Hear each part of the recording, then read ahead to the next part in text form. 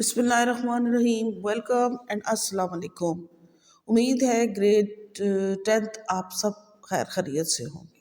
تو اسٹوڈنٹس، جو ہم لوگ جو ہے وہ اپنی جو ہے مطالعہ پاکستان اسٹڈیز کی بک میں یونٹ نمبر 1 کو پڑھ رہے ہیں۔ تو یونٹ نمبر 1 میں آپ کو پہلے جو لیکچرز دیے، امید ہے آپ کو اس کی سمجھ آ گئی ہوگی۔ تو اسٹوڈنٹس، جو میں آج آپ کو جو پڑھانے جا رہی ہوں وہ آج ہم لوگ پڑھ رہے ہیں جنیجو کے بارے میں، یعنی محمد خان جنیجو کے بارے میں۔ سب سے پہلے ہم لوگوں نے سٹارٹ لیا تھا ذوالفقار علی بھٹو سے، اس کے بعد ہم لوگوں نے ضیاء الحق کو پڑھا، جنرل ضیاء الحق کو۔ اب 3rd نمبر پہ ہمارے پاس جو آ جاتے ہیں وہ ہمارے پاس ہے محمد خان جنیجو۔ محمد خان جنیجو جو تھے وہ ایک بہت جو کہتے ہیں نا کہ ماہر سیاستدان اور ایک ماہر زراعت تھے۔ وہ بلانگ کرتے تھے سندھی راجپوت فیملی سے۔ جنیجو جو تھے محمد خان جنیجو، 18 اگست 1932 کو سندھ کے ضلع میرپور خاص میں تھرک پارکر میں پیدا ہوئے، اور آپ کا جو تعلق تھا وہ سندھ کے ایک بااثر زرعی اور روایتی قدامت پسند جاگیردار گھرانے سے تھا، یعنی جو بڑے بڑے جاگیردار ہوتے ہیں ان میں سے آپ بلانگ کرتے تھے۔ اور آپ نے جو اپنی ایگریکلچر کی جو ڈگری تھی وہ آپ نے انگلینڈ سے حاصل کی تھی۔ جب 1954 میں مسلم لیگ کو جوائن کیا، محمد خان جنیجو نے جوائن تھا مسلم لیگ، اور وہاں پر الیکٹ ہوئے، ضلع جو ڈسٹرکٹ سانگڑ تھا اس کے میئر کے طور پر اپوائنٹ ہوئے۔ اس کے بعد 1963 تک، یعنی 1954 سے لے کر 1963 تک وہ مسلم لیگ جو پارٹی تھی اس کے ایک سرگرم کارکن رہے، اور انتخابات کے بعد جب الیکشنز ہوئے وہاں پہ تو اس کے بعد وہ جو لیجسلیٹو کونسل تھی، یعنی جو کابینہ تھی، کیبنٹ تھی، اس کے ممبر منتخب ہوئے جب ایوب خان کی گورنمنٹ تھی۔ اور پھر یہ تھا کہ وہ 1965 تک اسی کیبنٹ کے، یعنی ایوب کیبنٹ کے ہی ایک رکن کی حیثیت سے کام کیا۔ اس کے بعد 1965 سے لے کر 1969 تک ایوب خان جو ایگزیکٹو تھی، ان کی جو انتظامیہ تھی اس کے تحت منسٹر رہے ریلوے، صحت اور مواصلات یعنی ٹیلی کمیونیکیشن کے، وہ ایک سرگرم لیڈر کے طور پر، یعنی وہ ممبر رہے، اور انہوں نے اس کا قلمدان سنبھالے رکھا، یعنی وہ وزارتیں ان کے پاس موجود تھی، یعنی 65 سے لے کر 69 تک ریلوے کو بھی سنبھالا، صحت کو بھی اور مواصلات کو بھی۔ 1977 میں جب وزیر اعظم ذوالفقار علی بھٹو کی جو گورنمنٹ تھی اس کا اینڈ ہوا، یعنی اس کا تختہ الٹ دیا گیا، اور جنرل ضیاء الحق جو تھے وہ نگران جو ہے اس وقت وہ مارشل لاء ایڈمنسٹریٹر بنے، تو محمد خان جنیجو نے نگران کابینہ کے وزیر اعظم کی حیثیت سے اپنے خدمات انجام دیے، لیکن پھر 1979 میں آپ نے استعفیٰ دے دیا۔ جنرل ضیاء الحق کے بارے میں یہ کہ انہوں نے 1973 کے کانسٹیٹیوشن میں بہت سی امینڈمنٹس کی، اور جو اس کا پارلیمنٹری سسٹم تھا اس کو چینج کر کے پریزیڈینشل سسٹم میں اس کو کنورٹ کر دیا، اور جب اس کو پریزیڈینشل آرڈر میں کنورٹ کیا، اس کو سسٹم میں بنا دیا، تو اس کے ساتھ کیا تھا کہ جو پریزیڈنٹ تھا اسے بہت زیادہ پاور حاصل ہو گئی تھی، کہ انلیمیٹڈ اس کے پاس پاور آ گئی تھی، اور جو پارلیمنٹ تھی اس کی جو بہت زیادہ سپرمیسی تھی وہ بالکل ختم ہو گئی تھی۔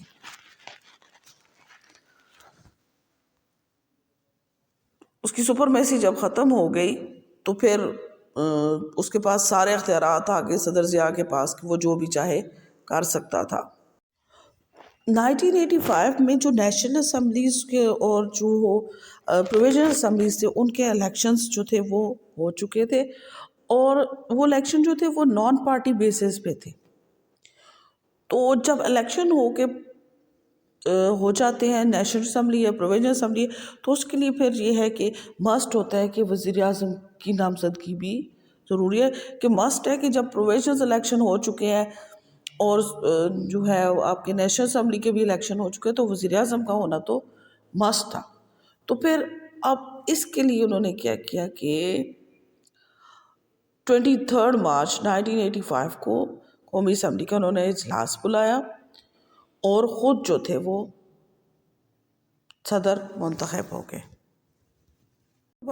تو یہاں پہ 1985 میں جو نیشنل اسمبلی تھی اور جو پروویژنل اسمبلیز تھے ان کے الیکشن کروائے جنرل ضیاء الحق نے، اور انہوں نے کیا کہ جنرل ضیاء الحق نے الیکشنز کروائے، اور اس کو 23 مارچ 1985 کو انہوں نے ایک اجلاس بلایا نیشنل اسمبلیز کا، اور وہاں پر انہوں نے کیا کیا کہ انہوں نے اپنی اوتھ لی اور وہ وہاں پر نیکسٹ پریزیڈنٹ آف پاکستان منتخب ہو گئے۔ یعنی جو الیکشنز انہوں نے کروائے نیشنل اسمبلی کے، پروویژنل اسمبلی کے، وہ نان پارٹی بیسس تھے، کوئی پارٹیز اس میں شامل نہیں تھی۔ تو جب پھر وہ انہوں نے خود ہی حلف لے لیا اور خود پاکستان کے جو پریزیڈنٹ تھے وہ الیکٹ ہو گئے۔ جب وہ پاکستان کے پریزیڈنٹ، تو جب نیشنل اسمبلیز اور پروویژنل اسمبلیز کے الیکشنز ہو رہی ہے تو اس کے لیے اب مسٹ یہ بھی تھا کہ دونوں جو ہے وہ منسٹرز بھی بن گئے ہیں، یعنی جو ہے وہ نیشنل اسمبلیز کے الیکشنز بھی ہوئے، پروویژنل اسمبلی کے الیکشن بھی ہوئے، پریزیڈنٹ بھی بن گیا۔ تو اب اس میں مسٹ یہ تھا کہ وزیر اعظم کا ہونا یعنی پی ایم کا ہونا بھی بہت زیادہ ضروری تھا۔ پھر اب اس کے لیے کیا کیا کہ انہوں نے کہا کہ سب سے مشورے کیے گورنر سے، سب کے ان 3 نام انہوں نے چنے۔ ان میں first one is Ghulam Mustafa Jatoi, second one is Liaquat Ali Jatoi, and the third name is Muhammad Khan Junejo. اور مزے کی بات، یہ تینوں نیمز جو تھے یہ سندھ سے بلونگ کرتے تھے۔ تو ان کے بعد جو ہے انہوں نے، جو ضیاء الحق تھے، انہوں نے نیگوسیشن کی منسٹرز وغیرہ سے، سب سے۔ اس کے بعد اینڈ ایٹ لاسٹ پیر پگاڑا بہت جو ہے ریلیجیس اور بہت پولیٹیکل، بہت اچھی پولیٹیکل وہ جو تھی پرسنالٹیز تھے، ان سے جب انہوں نے ڈائلاگس کیے تو ڈائلاگس کے بعد انہوں نے محمد خان جنیجو کا نام چنا، اور پھر محمد خان جنیجو کو جو ہے وہ انہوں نے صدر ضیاء الحق نے 20 مارچ 1985 کو محمد خان جنیجو کو کہا کہ میں ان کو as A P M appoint کرتا ہوں۔ اور اس کے بعد کیا آ جاتا ہے کہ انہوں نے کہا کہ، اور جو اس طرح محمد خان جنیجو نے 23 مارچ 1985 کو بحیثیت وزیر اعظم پاکستان اپنے عہدے کا حلف اٹھایا، یعنی جو جنیجو تھے ٹوک oath as prime minister of Pakistan 23 March 1985، کہ جو ہے وہ 23 مارچ 1985 کو جنیجو تھے ملک کے نئے وزیر اعظم منتخب ہو گئے۔ اب جب وہ منتخب ہو گئے تو انہوں نے ایک پہلا کام کیا، انہوں نے سب سے پہلا کام کیا، انہوں نے کہا کہ ریسٹوریشنز آف پولیٹیکل پارٹیز، کہ جو ہماری سیاسی جماعتیں ہیں ان کی دوبارہ سے بحالی کی جائے۔ تو personally Zia was against, Zia جو تھے جنرل ضیاء الحق، وہ پرسنلی پولیٹیکل پارٹی کی ایگزسٹنس کے خلاف تھے، بٹ ریلائز کرنا تھا کہ پارلیمنٹری فارم آف جب گورنمنٹ ہے تو پارلیمنٹری فارم آف گورنمنٹ جو ہے تو وہ وداؤٹ پولیٹیکل پارٹیز کے نہیں چل سکتی۔ So the federal as well as provincial assemblies, the heads of government form their own groups۔ تو جتنے بھی وہ لوگ تھے مرکزی اور صوبائی اسمبلی کے، انہوں نے اپنے اپنے گروپ تشکیل دیے۔ Junejo make a political party, his own political party consisting of 190 of the total of 237 members of National Assembly، جو کہ 237 ارکان میں سے 119 ارکان جو تھے وہ اپنی اس پر مشتمل اپنی انہوں نے پارٹی بنائے۔ اور the other one is independent groups जो बाकी थे वो आज़ाद हुए. The bill of the restoration of political parties was introduced. वो मुतारफ़ करवाया गया नेशनल असम्बली में नवंबर 1985 में उसको पेश किया गया. Despite the opposition of some independents, the bill was passed. It was also passed by the Senate and Senate. कुछ जो some independent जो groups थे उन्होंने मुखालफत के बाद इसे भी फिर एक्सेप्ट कर लिया. Senate will be agreed and approved by President Zulfikar Ali Bhutto और President ज़ियाउल हक. और ज़ियाउल हक जो थे उन्होंने भी इसके ऊपर अपने सिग्नेचर कर दिए थे कि वो लोग नहीं चाह रहे थे ज़िया, लेकिन ये कि ज़िया जो थे वो नहीं चाह रहे थे कि सियासी जमातें हो. लेकिन अब बात यह है कि जब प्रोविजनस फॉर्म ऑफ गवर्नमेंट बन जाती है तो उसमें फिर जो पॉलिटिकल पार्टीज़ होती हैं उनकी रेस्टोरेशन बहुत ज़्यादा ज़रूरी होती है, उनकी बहाली बहुत ज़रूरी होती है और उसके बगैर काम नहीं चल सकता. Okay, the next one is end of martial law. On June 1, 1985 the provisional assembly जो सूबाई असम्बली थी नॉर्थ वेस्ट फ्रंटियर्स प्रोविंस की एनोनिमसली उन्होंने करारदाद मुतफ़िका तौर पर मंजूर की. और मंजूर वो क्या करारदाद थी? The end of the martial law, कि मार्शल लॉ का ख़ात्मा किया जाए. यानी उन्होंने एक मुतालबा पेश किया कि मार्शल लॉ का ख़ात्मा किया जाए. And same on the same days, उसी दिन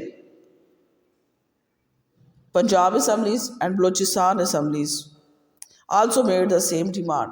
उन्होंने भी बिल्कुल यही डिमांड की कि ख़ात्मा होना चाहिए. किस चीज़ का ख़ात्मा होना चाहिए जी? एंड ऑफ मार्शल लॉ, यानी मार्शल लॉ का ख़ात्मा होना चाहिए. और जून 10, 1985 जो मेंबर्स थे नेशनल असम्बलीज के उन्होंने भी यही डिमांड की कि एंड ऑफ मार्शल लॉ होना चाहिए. उसके लिए किस लिए कि अगर आप लोग इस्लामिक इन्फोर्समेंट चाहते हैं तो उसके लिए ज़रूरी है कि मार्शल लॉ का ख़ात्मा ज़रूरी है. तो जुनेजो आल्सो डिमांड, इसके साथ जुनेजो ने ख़ुद भी डिमांड की कि मार्शल लॉ को अब उठ जाना चाहिए. जब जुनेजो ने ये बात की तो बहुत ज़्यादा रिफ्ट्स स्टार्ट हो गए between prime minister Mohammad Khan Junejo and general Ziaul हक के, कि उनके बहुत अख्तिलाफ़ात पैदा हो गए. द एंड ऑफ दिस एक जब अख्तिलाफ़ात उन्होंने मार्शल लॉ के लिए उन्होंने कहा, उन्होंने ज़िया अग्रीड, उन्होंने कहा कि एक कंडीशन पे मैं मार्शल लॉ का ख़ात्मा करूँगा. The assemblies was pass the 8th amendment, कि वो जो है 8वीं तरमीम जो है उसे मंजूर करेंगे तो फिर मैं जो हूँ मार्शल लॉ का ख़ात्मा करूँगा. तो 8th अमेंडमेंट क्या थी? 8th अमेंडमेंट ये थी कि उसके साथ ये था कि जो सदर था उसी पूरे अख्तियारात हासिल हो गए थे कि वो जिस वक्त भी चाहे असम्बली को तोड़ सकता है, यानी वज़ीर आज़म को जिस वक्त भी चाहे वो उतार सकता था. और जब वो 8th अमेंडमेंट पास हो गए तो Jain 1985 martial law was brought to N and. तो फिर मार्शल लॉ का जो है वो ख़ात्मा हो गया, यानी 1 जनवरी 1986 से मार्शल लॉ उठा लिया गया. हालांकि ये चीज़ उसे उनको पहले ही करनी चाहिए थी, लेकिन उन्होंने फिर अपने आप को पहले देखा. उसके बाद जब जो 8th अमेंडमेंट पास हुई उसके बाद ये हुआ कि सदर ज़ियाउल हक को बहुत ज़्यादा पावर हासिल हो गई थी कि वो इसको जो है वो 8th अमेंडमेंट जो थी ना वो जैसे ही वो पास हुई उसके बाद सदर के पास जो प्रेसिडेंट उसके बहुत ज़्यादा पावर्स आ गई. वो जिस वक्त भी चाहे जिस टाइम भी चाहे असम्बली को डिसॉल्व कर सकता था. तो next one is Junejo president.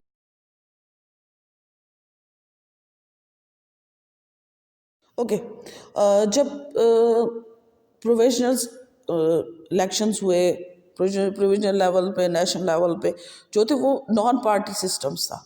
तो जो वहाँ के जो मेंबर्स थे, जो जितने भी मेंबर्स थे उन सबको रूल एंड रेगुलेशन पे लाने के लिए जो मोहम्मद खान जुनेजो ने एक जो है वो ऑफिशियली एक ग्रुप बनाया. और जन 1986 में इस जो पार्लियामेंट्री ग्रुप था اس کو انہوں نے پاکستان مسلم لیگ کا نام دیا. And Muhammad Khan Junejo was elected the president of Muslim league کو پھیلانے کے لیے بہت ایفرٹس کی. جگہ جگہ اس کے انہوں نے آفیسز کھولے اور اس پہ نچلی سطح کے پر پرائمری سطح پر یعنی ہر سطح پر انہوں نے اپنی اس پارٹی کو انٹروڈیوس کروایا. اچھا، ریسٹوریشن آف پولیٹیکل پارٹیز کے بعد اینڈ آف مارشل لا ہوا. اور مارشل لا جو محمد خان جنیجو نے جب گورنمنٹ اپنی ان کو رن کیا تو انہیں سب سے پہلا فرسٹ کام تھا ان کا وہ تھا ریسٹوریشن آف پولیٹیکل پارٹیز، سیاسی جماعتوں کی بحالی تھی. سیکنڈ ون اس کا تھا جی اینڈ آف مارشل لا، کہ کسی طریقے سے یہاں سے مارشل لا کا خاتمہ کیا جائے اور جمہوریت کو امپوز کیا جائے. تو تھرڈ ان کا جو تھا انہوں نے جو پوائنٹس اپنے پیش کیے، انہوں نے 5 جو پوائنٹس پروگرام انہوں نے شروع کیا تھا اپنا، 5 نکاتی انہوں نے پروگرام جو شروع کیا تھا ان کا، انہوں نے جو ان کا 5 پوائنٹ ایجنڈا تھا تو وہ انہوں نے پریزنٹ کیا December 31, 1985 کو. اب وہ جو ایجنڈا انہوں نے پیش کیا اس کے جو اہم پوائنٹس تھے وہ کیا تھے؟ سو فرسٹ آف آل ہوتا ہے کہ based of ideology of Pakistan the establishment of a stable Islamic democratic system, کہ نظریہ پاکستان کو بیس بنا کر ایک مستحکم اسلامی جمہوری نظام کا قیام تھا. Second one is the establishment of just economic system, کہ ایک ایسا معاشی نظام بنایا جائے، منصفانہ معاشی نظام بنایا جائے جو کہ صرف اور صرف جو ہے وہ عوام میں خوشحالی لائے اور وہ خاتمہ کرے، ایڈیکیشنز کرے آف ان امپلائمنٹ، یعنی ہمارے ملک میں جو بے روزگاری ہے اس کا خاتمہ کرنا چاہیے. Third one is the eradication of illiteracy, کہا کہ ملک سے الٹریسی کو ختم کیا جائے اور جو ہماری نیشن ہے اسے پریپیئر کیا جائے، preparing the nations to challenge of the modern age of science, کہ ہم جو ہماری جو modern age of science and technology کی جو ہماری قوم ہے اسے جدید سائنسی دور کے لیے ہم لوگوں نے تیار کرنا ہے. اس کے ساتھ ساتھ ہم لوگوں نے خاتمہ کرنا ہے، ایڈیکیشن آف کرپشن کا کرنا ہے، and justice and the provision in justice and social security to the masses, کہ ہم نے اپنے ملک سے بدعنوانی، رشوت اور ناانصافی کو ختم کر کے عوام کو انصاف اور معاشرتی تحفظ فراہم کرنا ہے. The fifth one is the insurance of national security، کہ ہم لوگوں نے نیشنل سیکورٹی کی انشورنس دینی ہے، and sovereignty through strong defense and a balanced non-aligned foreign policy، کہ ہم لوگوں نے اپنا دفاع مضبوط کرنا ہے اور جو ہماری جو غیر متوازن خارجہ پالیسی کے ذریعے ملک کی استحکام لانا ہے، قومی سلامتی اور خود مختاری کا تحفظ بھی کرنا ہے. اس کے ساتھ جو ان کا 5 پوائنٹس تھا ان کے ساتھ انہوں نے بہت سے اور کام کیے. ان میں ان کا تھا جی انہوں نے جو ہے وہ جو انہوں نے کام کیے ان میں 7 مرلہ سکیمز تھی، کہ انہوں نے 7 مرلہ جو ہے وہ اسکیم شروع کی کہ جو لوگ ہیں وہ لے سکے چیزیں اور ان کے کوئی مسئلہ پیدا نہ ہو سکے کہ وہ جگہ ان کو اگر نہیں مل رہی تو وہ جگہ وہاں سے خرید سکتے. اس کے علاوہ انہوں نے کہا کہ میں ملک سے جو ہے ناخواندگی اسے ختم کرنا چاہ رہا ہوں، اور اس کے ساتھ ساتھ میں ملک میں جو ایجوکیشن کی شرح ہے اسے بڑھانے کے لیے بھی بہت زیادہ انہوں نے اقدامات کیے. نیکسٹ انسیڈنٹ آف اوجڑی کیمپ ہوا، کہ جو 10 اپریل 1988 کو راولپنڈی اور اسلام آباد کے درمیان میں ایک جگہ تھی جس کا نام، وہاں پہ ایک کیمپ تھا وہ کس چیز کا، کہ ایک بہت بڑا اسلحے کا ڈپو تھا. تو وہاں پر اچانک سے آگ لگ گئی اور یہ جو آگ تھی تقریباً 1 ہفتہ لگا اس آگ کو بجھانے میں. تو یہ جو انسیڈنٹ تھا اس کے بارے میں یہ بھی کہا جاتا ہے اوجڑی کیمپ میں وہ والے سارے ویپنز رکھے گئے تھے جو افغانستان میں استعمال ہونے تھے، یعنی امریکہ نے وہ بھیجے تھے کہ وہ افغانستان میں ان کو لے کے جانا ہے، اور وہ روس جو اس وقت افغانستان میں بیٹھا ہوا تھا اس کے لیے استعمال کیے جانے تھے. تو یہ اوجڑی جس میں اور اچانک سے آگ لگی جس کی وجہ سے بہت سے جانی اور مالی نقصان بھی ہوا تھا. نیکسٹ آ جاتی ہے ڈسمسل آف جنیجو، کہ جو جنیجو کی گورنمنٹ تھی اس کا جو اینڈ ہوا 1988 میں، جو کنڈیشن تھی پولیٹیکل کنڈیشن وہ بالکل چینج ہونے لگ پڑی. جنرل ضیاء الحق اور جو جنرل ضیاء الحق اور محمد خان جنیجو کے درمیان جو تھے بہت سے کانفلکٹ شروع ہو گئے. رفٹ ان کے درمیان میں بہت زیادہ سٹارٹس ہو گئے. اسپیشلی جو سب سے بڑی چیز تھی وہ اختلافات تھے. کس چیز پہ اختلاف تھا ان کا؟ جو اخوان کے اوپر انہوں نے سائن کیے تھے. یعنی ان کے رفٹ بڑھ گئے کہ افغانستان جو ہے وہ رشیا جو ہے وہ افغانستان کو چھوڑ کے جا رہا تھا. تو جو محمد خان جنیجو تھے انہوں نے کہا، ان سے کہا تھا کہ آپ اگر اس پہ سائن کر دیں اس ایگریمنٹ پہ کہ ہم لوگ یہاں پہ چھوڑ کے چلے جائیں گے، تو پھر میں کیا کرتا ہوں کہ ہم لوگ جو ہے اپنا رشینز کہتے ہیں ہمارا یہاں سے انخلا، یعنی ہم یہاں سے جلد نکل جائیں گے اگر آپ لوگ اس کے اوپر سائن کر دیتے ہیں. تو ضیاء جو تھے، جنرل ضیاء الحق، انسسٹڈ تھے اس بات پہ، اور انہوں نے کہا بھی تھا جنیجو کو، پی ایم کو، انہوں نے کہا تھا کہ جب تک رشینز جو ہے وہ بالکل واک آؤٹ نہیں کر جاتے، یعنی رشینز کا ایک سولجر بھی اگر یہاں پہ سے نکل جب تک نہیں جاتا تب تک اس ایگریمنٹ کے اوپر سائن نہیں کرنا. لیکن جو ضیاء الحق کے کہنے کے باوجود محمد خان جنیجو نے کیا کیا کہ انہوں نے اس کے اوپر سائن کر دیا، اور اس کے ساتھ ہی جو رشین ٹروپس تھے وہ جانے شروع ہو گئے. تو اس بات پہ ضیاء الحق جو تھا انہیں بہت سخت، بہت زیادہ انہوں نے غصہ آیا انہوں نے، اور لیکن وہ کسی خاص موقع کے انتظار میں تھے. پھر جب محمد خان جنیجو جو تھے وہ گئے ہوئے تھے غیر ملکی دورے پر، جب وہ وہاں سے واپس آئے تو واپس آنے کے بعد انہوں نے پریس کانفرنس کی، ان کو بتایا کہ میں نے جو فارن میں جا کے کیا وہ سارا اسی سیم ڈے آفٹر مغرب پریئرس. ضیاء الحق نے بھی، جنرل ضیاء الحق نے اپنے آرمی ہاؤس میں ایک پریس کانفرنس جو ہے اس کو بلایا، اور اس کانفرنس کے ذریعے انہوں نے جو اسمبلیز تھی انہیں برطرف کرنے کا اعلان کر دیا. اور یہ جو اسمبلیز ٹوٹی ان کو برطرف کر دیا. اور جو ہے اس کے ساتھ یہ بھی تھا کہ جو 3 سالہ اقتدار تھا، یعنی 3 سال تک جو گورنمنٹ کی 1985 to 1988 اس کا بھی اینڈ ہو گیا، اور ڈیموکریسی ختم ہو گئی، اور دوبارہ ایک آمریت یعنی جو ڈکٹیٹرشپ تھی وہ دوبارہ شروع ہو گئی. ضیاء الحق جو تھے انہوں نے اسمبلی توڑنے کے ریزنز بتائے. The discontinuous of the process of Islamisation, کہ نفاذ اسلام کا عمل رک گیا تھا.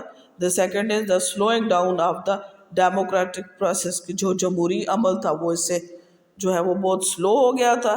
And then the doctrines of law and order situation was endangering national security, کہ امن و امان کی جو صورتحال تھی وہ بہت ابتر ہو گئی تھی، جس سے ملک کی سالمیت کو خطرہ ہے. لیکن اگر ہم اس چیز کو دیکھتے ہیں تو یہ تھا کہ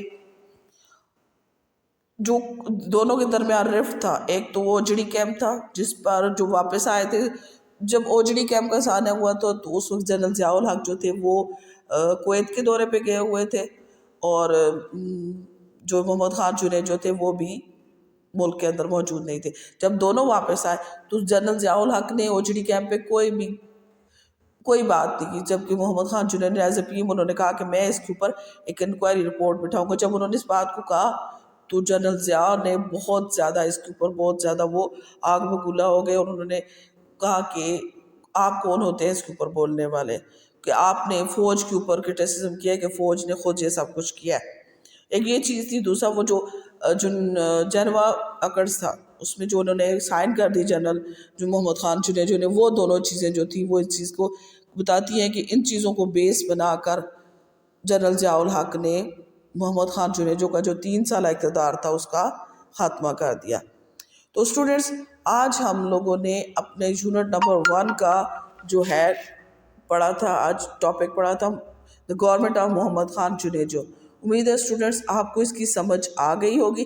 تو اسٹوڈنٹس اسی سے ریلیٹڈ آپ کی ای اسیسمنٹس آئیں گی تو آپ نے ان کو سالو بھی کرنا ہے. یعنی ای پیپر آپ کا جو ہے وہ آپ نے سے سالو کرنا ہے اور ود ان 24 hours آپ نے کرنا ہے. اس کے بعد آپ کی جو ہے وہ اسیسمنٹ ایکسیپٹ نہیں ہوگے. اپنا خیال رکھیے گا اسٹوڈنٹس. اوکے, اللہ حافظ.